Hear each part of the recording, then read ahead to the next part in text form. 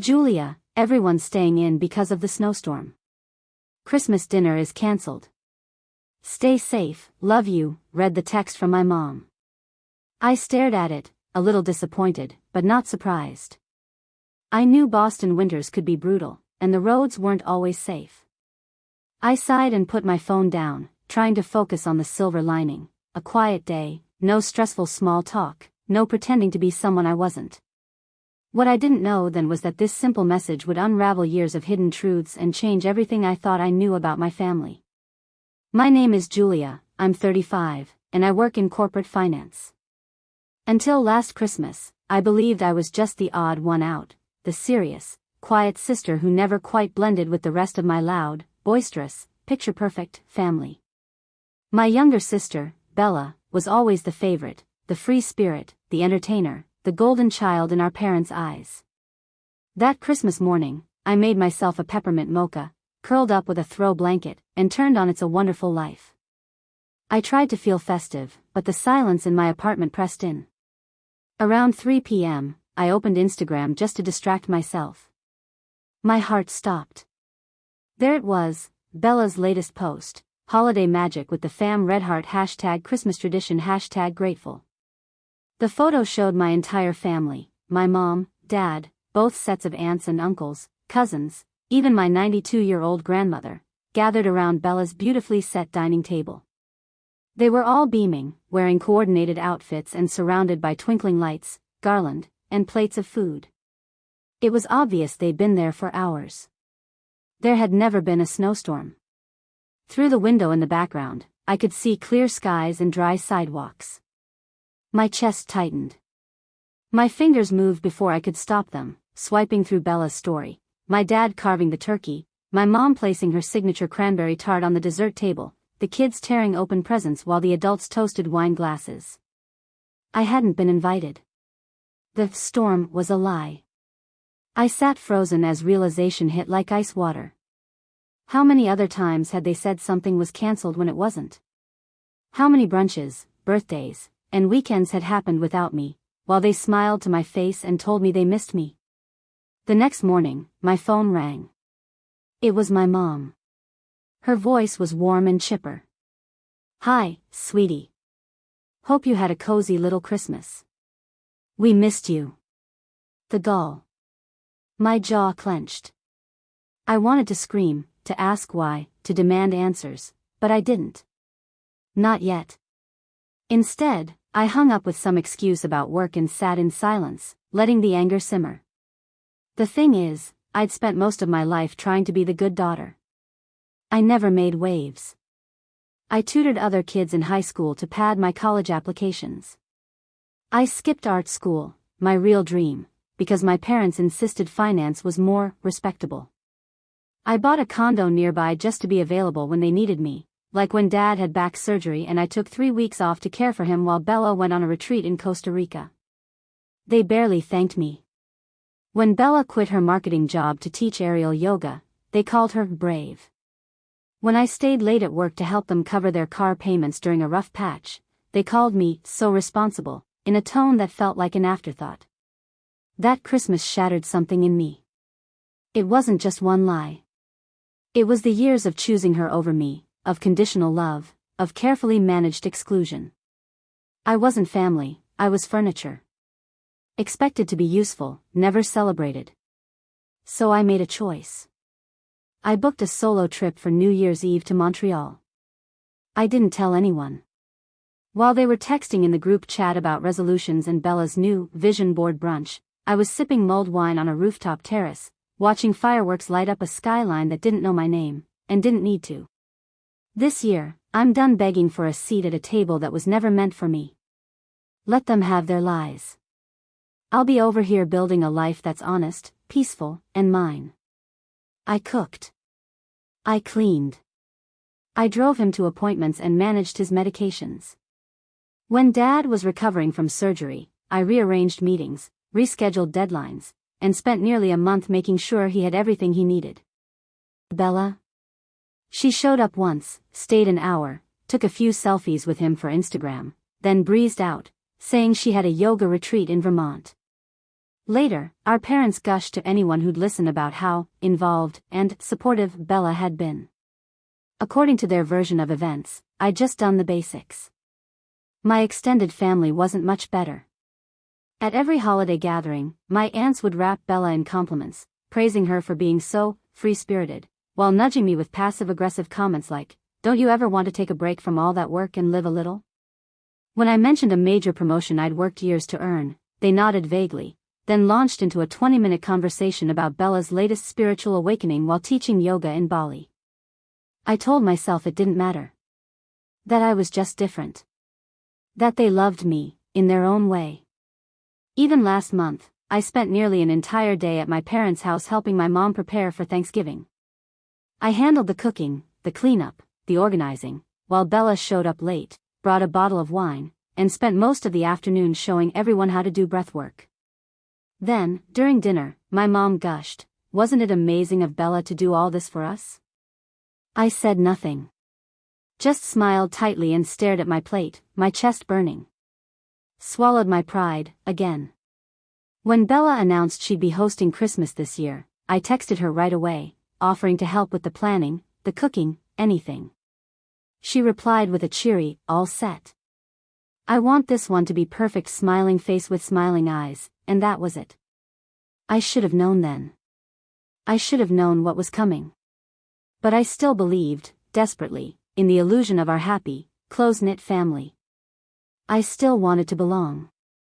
The truth is, I've spent my whole life trying to earn their approval. Making excuses for their behavior. Pretending not to notice when I wasn't invited to cousin brunches or impromptu dinners that somehow everyone else knew about. I convinced myself that if I just worked harder, stayed humble, and gave more of myself, maybe, just maybe, they'd see me. Not as the dull, overly serious sister, but as someone worth inviting into their inner circle. So when my mother called the morning after Christmas, her voice bright and sugary, and said, "Hi, honey. Hope you had a nice quiet Christmas, we missed you," it made my stomach twist. I gripped the phone tighter and stared at the open Instagram tab still glowing on my laptop. Photos of my entire family, laughing, opening gifts, sipping cocktails under twinkling lights in Bella's living room. Everyone except me. Really? I said, keeping my tone even. Because Nina's posts make it pretty clear that everyone had a great time at Bella's. Everyone, except me. The silence on the other end was a chasm. I could picture my mother's expression, lips pursed, eyes darting, scrambling for a cover story. "Oh, well. Bella pulled it together last minute," she stammered. "And you know how you get at gatherings, so quiet. You always look uncomfortable. We thought it might just be easier." "Easier?" I repeated. She sighed. "Don't be so dramatic, Julia. We were trying to avoid awkwardness. Bella just wanted everything to be perfect." That's when it hit me. All the so-called cancelled events. The sudden changes of plans. The years of being treated like a placeholder instead of a person. They hadn't forgotten me. They'd chosen to leave me out. It wasn't a one-time thing. This was a pattern. A habit. A decision made over and over again. How many times? I asked, my voice barely above a whisper. How many other gatherings have you lied to me about? Another telling silence. Then, my mother finally said, "Julia, you're being overly sensitive. This is exactly why." "Why what?" I snapped, cutting her off. "Why you exclude me? Why you pretend I don't exist unless you need something? Why Bella gets to be the perfect daughter while I'm treated like an afterthought? That's not fair," she said quickly, her tone tightening. "We love you both equally. It's just Bella makes an effort to be part of the family. You're always so busy with work." I laughed, but it was hollow and bitter. "Busy? You mean busy helping pay off your mortgage? Busy taking time off to care for Dad after surgery while Bella was at a wellness spa? That kind of busy?" There was a pause, and then my mother's voice hardened. "If you're going to be like this, maybe it's best we take some space. Call me when you're ready to be reasonable." Then the line went dead. I stared at my phone, stunned. 35 years of being the steady one, the responsible one, the one who kept showing up no matter how invisible she felt, and this was my reward? Suddenly, every memory shifted into focus with piercing clarity. Every time they'd forgotten to include me. Every time my accomplishments were ignored. Every time they leaned on me in private but erased me in public. I wasn't imagining it. I wasn't the problem. That was the moment something inside me finally broke. I was done being the family's doormat. Still shaking, I opened my laptop. I pulled up my contacts and drafted a message to every single person who had been at Bella's perfect Christmas dinner. My parents, Bella, my aunts, uncles, cousins, everyone. My fingers moved fast, fueled by years of repressed emotion. Subject: the truth about Christmas. I've seen the photos from Bella's Christmas dinner. The one I was told was cancelled due to a snowstorm. I want you all to understand what you've done. You didn't just forget me. You coordinated an elaborate lie so I would spend Christmas alone. And you smiled through it. I attached a screenshot of the text my mother had sent me. "Stay safe, everyone's staying in due to the storm." Then I attached screenshots of the Instagram posts, the clear skies outside, the laughter, the decorations, the clinking wine glasses. And I hit send, before I could talk myself out of it. The responses started pouring in within the hour. My Aunt Marie replied with a weak excuse: "We thought Bella had invited you, must have been a miscommunication." Uncle Robert chimed in: "You're blowing this way out of proportion." My cousin Nina, the one whose Instagram post had exposed the entire lie, quickly deleted all her photos and sent me a terse DM: "This is causing unnecessary drama. Can't you just let things go?" Then came Bella's email. It was long, defensive, and oozing with passive aggression.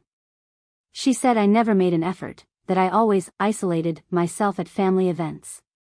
She claimed she just wanted one holiday that wasn't ruined by tension, and actually had the audacity to suggest that excluding me was an act of compassion.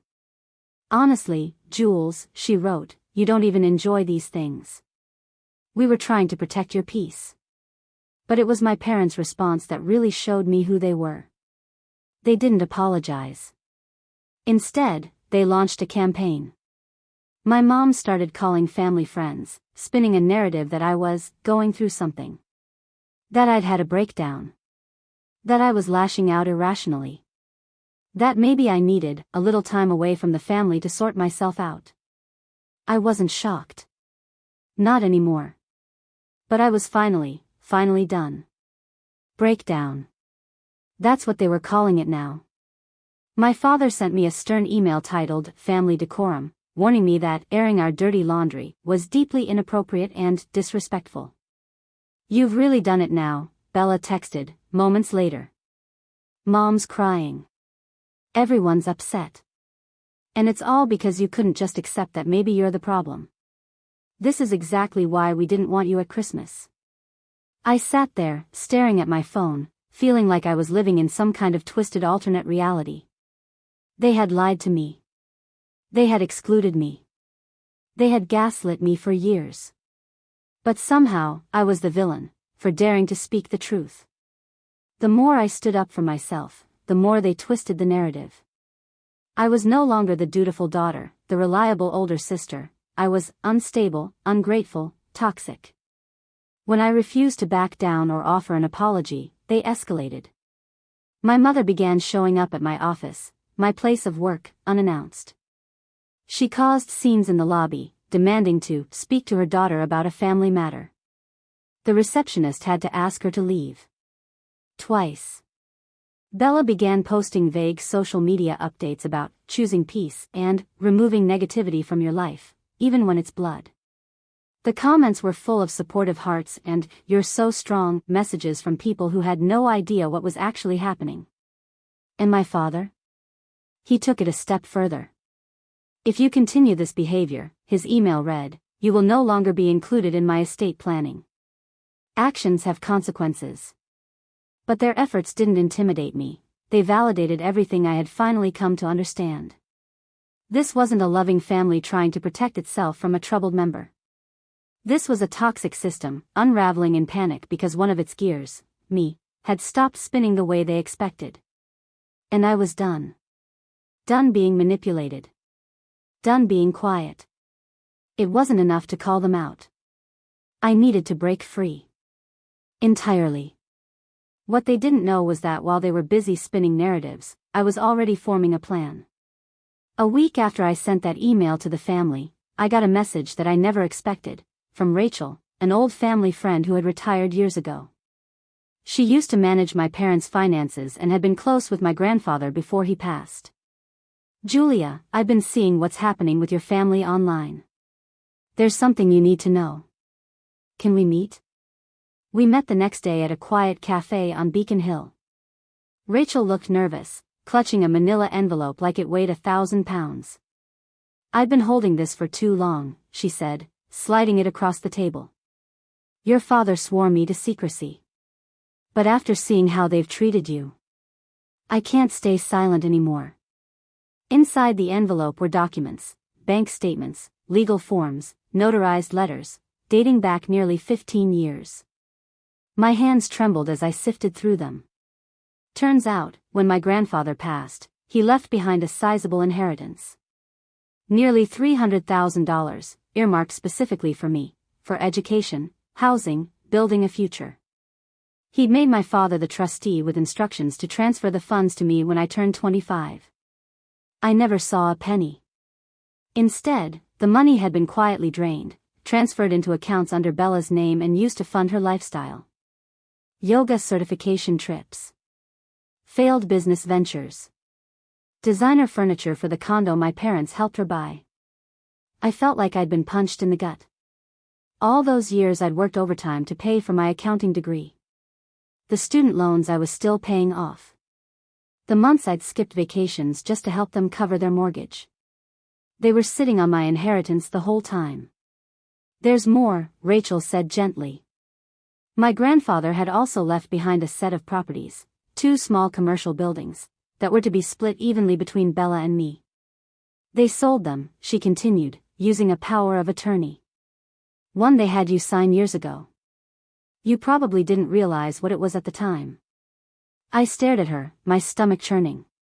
They'd sold everything. Used my name. My signature. And they never said a word. This wasn't just emotional betrayal anymore. This was theft. But they had no idea that the quiet daughter, the one they thought would never fight back, was already preparing to show them exactly what that mistake would cost them. "When you were 18. Remember? They told you it was just in case of emergency medical decisions." I stared at Rachel, nausea curling in my stomach. The document I'd trustingly signed, thinking it was for health proxies and nothing more, had given them full legal control over my financial interests. And they'd used it to systematically rob me. While I worked long hours, skipped vacations, and helped them with their mortgage, they were quietly draining my inheritance. And making me feel guilty for not doing enough for the family. Even worse, the bank statements showed routine transfers to Bella, labeled as business investments. Thousands upon thousands used to fund her yoga studios, her retreats in Bali, her wellness brand, all those adventures they praised her for, while calling my stable, respectable accounting career dull. I clenched the envelope in my lap, my throat tight. "Why are you telling me this now?" I asked Rachel, my voice barely holding together. "Because I saw your mother's recent social media posts. Painting you as unstable. Ungrateful. They're trying to discredit you, before you ever had a chance to discover the truth. Julia, what they've done isn't just unethical. It's illegal. You need to act." And suddenly, it all clicked. The guilt trips. The manipulation. The threats to cut me out of the will, when they'd already stolen everything that was mine. Their need to uphold the fantasy that Bella was the golden child, and I was the bitter, distant one. It was never about family. It was about control. I placed the documents back in the envelope and stood. "Thank you, Rachel. I know exactly what I need to do now. This was no longer about one ruined Christmas. This was about justice. And they'd made the mistake of underestimating the one person in the family who actually understood financial fraud. For the next week, I worked around the clock. I combed through every statement, every suspicious transaction, and every piece of legal paperwork they had ever used against me. As an accountant, tracing money trails was second nature. They'd used my name, my trust, and my silence for years. But now I held the receipts. I hired Sarah Chen, a powerhouse attorney who specialized in estate fraud. I gave her the files. She reviewed everything.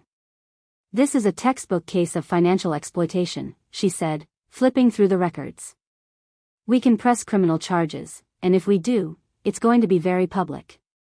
I considered it. A criminal case would destroy them, especially my father, who still had a respected public image. But they'd already destroyed what little we had left as a family.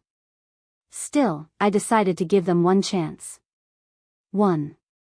I sent a message requesting a private family meeting. I framed it as an opportunity to resolve our differences.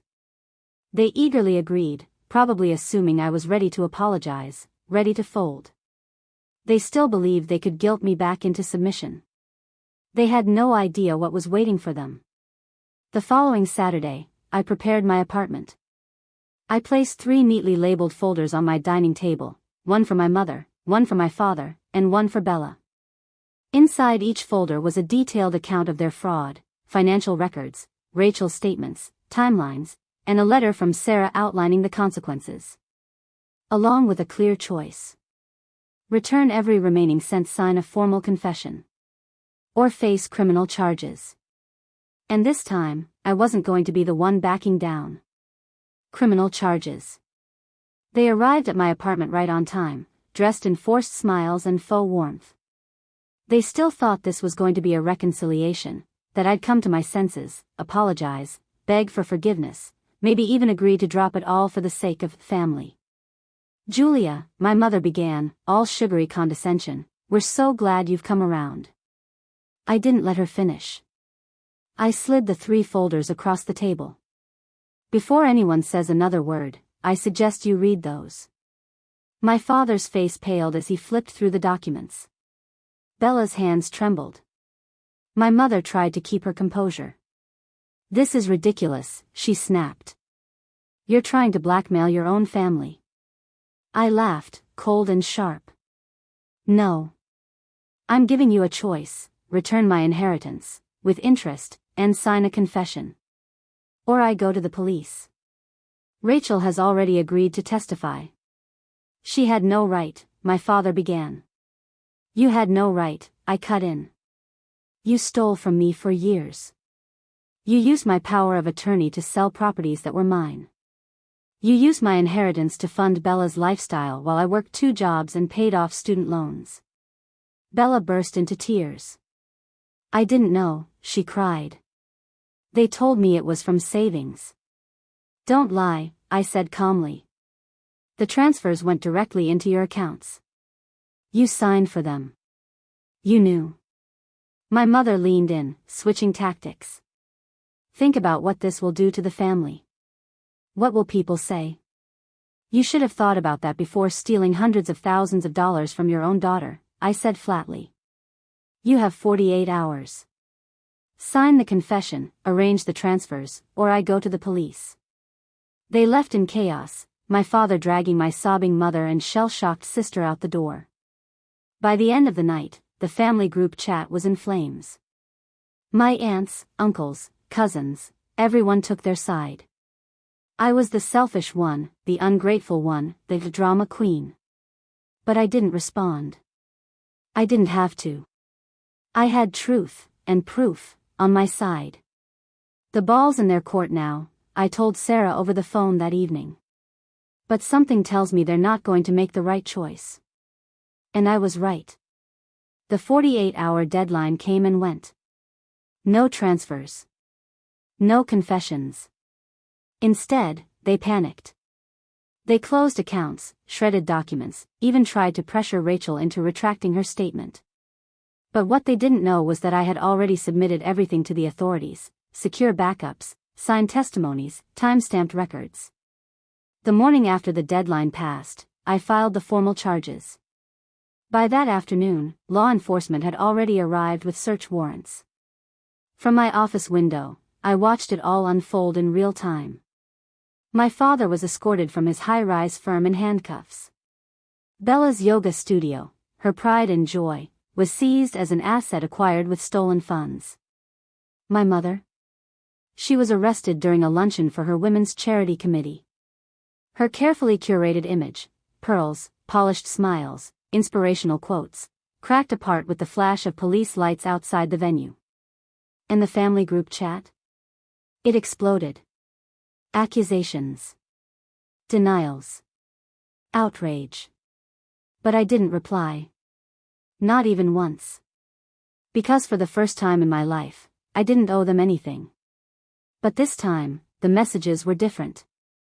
The same relatives who had once brushed off my accusations suddenly fell silent as the evidence became public record. The local paper ran a front-page story: prominent Boston family faces financial fraud scandal. Their carefully constructed image, the elegant Christmas cards, the charity events, the holiday parties, came crashing down in a single day. My phone buzzed with a message from Rachel. "You did the right thing. Your grandfather would be proud." And she was right. This had never really been about revenge. It was about truth.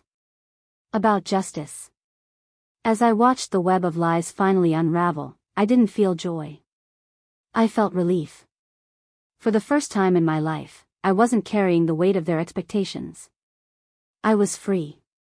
1 year later, I sat in my new home in Denver, warm coffee in hand, watching the snow fall outside my window. The court case had wrapped up that summer. Both of my parents accepted plea deals and agreed to pay restitution. Bella's yoga empire had collapsed under public scrutiny. She ended up working as a receptionist at a small wellness clinic outside the city. The perfect family image they had spent a lifetime maintaining? Gone. Just like that. Most of my extended relatives, those who had sided with them, enabled the lies, or simply stayed silent, cut ties with me. And to my surprise, I didn't miss them. I'd built something better in their place. A support system of real friends who valued honesty over optics. Colleagues who respected my work and didn't measure me against someone else. Even a few distant cousins reached out, apologizing for not seeing the truth sooner. Last week, Rachel came to visit. We sat at my kitchen table, and she handed me a worn photo album she'd found while cleaning out old files. Inside were photos of my grandfather and me. Fishing, laughing, walking through the park.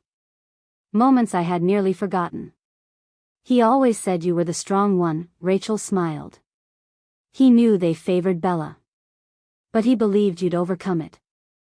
I touched one photo gently, remembering his warm eyes, his quiet strength. In the end, his gift wasn't just money. It was the reminder that I was always enough, and the freedom to live on my own terms. Because sometimes, the best revenge isn't getting even. It's getting free. If you've made it this far, thank you. Thank you for witnessing my story, not just as entertainment, but as truth, one that cost me years of silence, countless nights of self-doubt, and finally, the courage to speak up. Now, I want to hear from you. Have you ever been made to feel like you were too much, too quiet, too serious, too different to belong? Have you ever stayed silent to keep the peace, only to realize that the peace was never meant for you? Share your story in the comments. Tell me what resonated. Tell me if you've stood in similar shoes, because I promise, there are more of us out here than you think. And to those of you who are just starting to recognize the red flags in your own life, don't wait as long as I did. Listen to the discomfort. Trust the version of events you remember, not the one others try to rewrite. You don't owe anyone your silence in exchange for being tolerated. I've been told I was cold. Ungrateful. Difficult. But I've also been called something else, free. And that title? I earned it. Not by being loud or perfect, but by refusing to keep playing a role that was never written for me in the first place. So if this story stirred something in you, let it be your sign. Reclaim your voice. Protect your peace. And when it comes time to choose between approval and self-respect, choose you every single time. Because the most powerful thing I ever did wasn't holding them accountable. It was finally, fully choosing myself. Now it's your turn. Comment. Share. Speak your truth. Let's stand together, for every Julia who's still finding her way out.